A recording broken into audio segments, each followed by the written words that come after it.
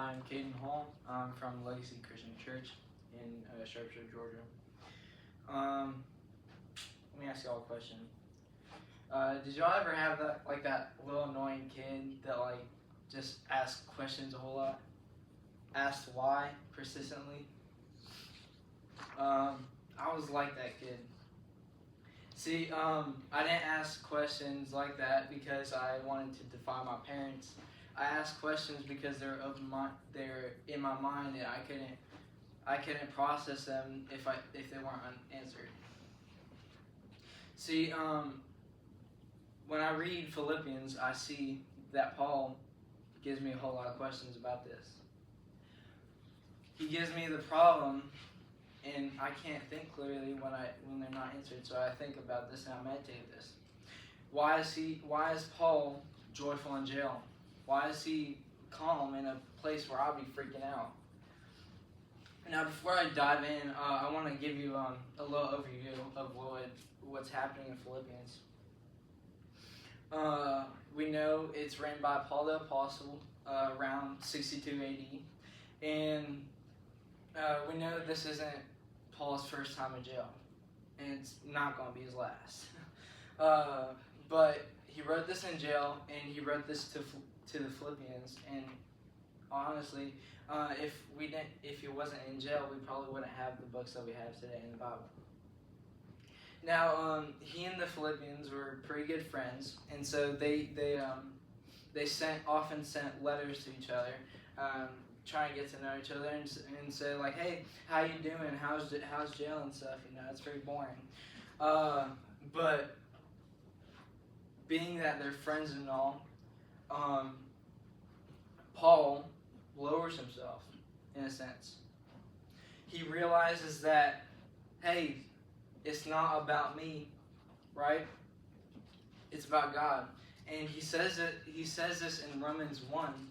He calls himself the apostle, but then in Philippians, because they are friends, in chapter 2, verse 8, he says that I am a servant of God. Now picture it this way. Alright. I go up to a friend, right? And I'm a really good friend with this guy that I know. And he's amazing at basketball. He has a nickname for himself. The Dunk Master or something, right? And so I wouldn't go up to him and say, hey, look at that guy. He's the Dunk Master. No, I would say, hey, how are you? Friend. They're really good friends. He lowers himself in his title multiple ways in the gospel.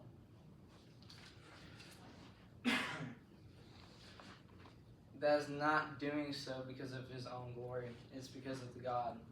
He makes way for the kingdom of God, the gospel, so others would know.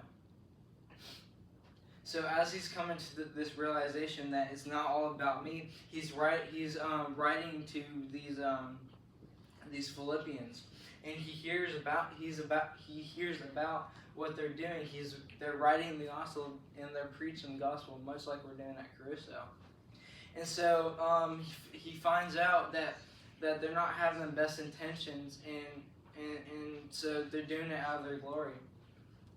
And that this isn't all of them, but but what I want to key in here is that he speaks to them, and he cautions them and explains that it doesn't matter.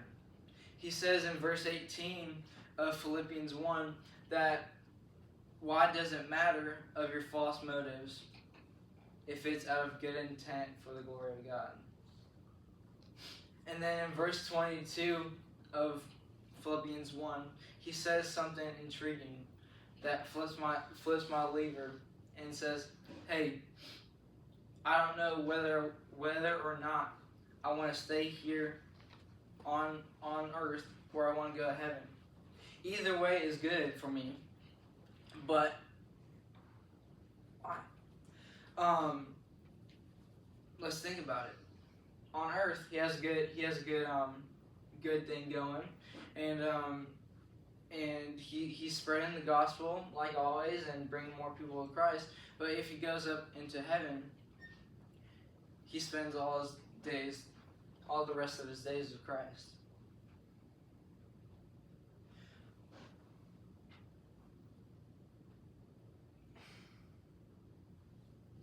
In verse 22, oh wait. In verse 22, he also explains that of why he says this. And he says the fruit of labor, where he explains that he doesn't care whether or not he goes. And he explains this by saying, if I mean fruitful labor for me, yet what do I choose? Now when I think of this, I think of a tree, right? So I pass this tree and I see an apple, right? And so this tree has grown fruitful and it's grown healthy, and I think of myself as that tree. I'm not grown for me to eat the apple. I'm grown to grow the fruit. Though the fruit is not for me, it's for the people that pass by it.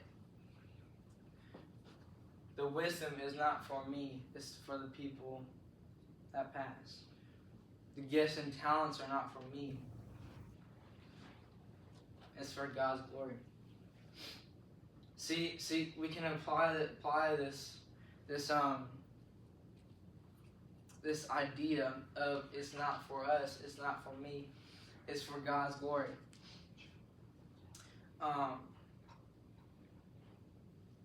So why are the one thing I want to leave y'all with is I know this is kind of short, but why are we Christians today?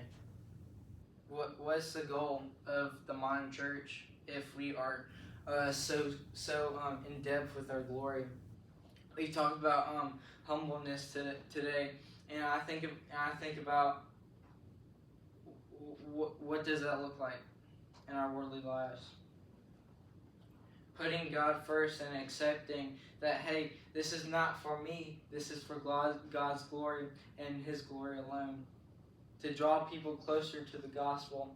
And that's what we've been doing this week at Caruso. Learning how to take these preaching aspects and applying them into our word that we've dived in this week. So as I conclude with my sermon, I'd like to leave y'all with why do we do the things that we do. Think this week about that question when you're just sitting there at home eating dinner, and just remember that it's not for my glory, it's for His.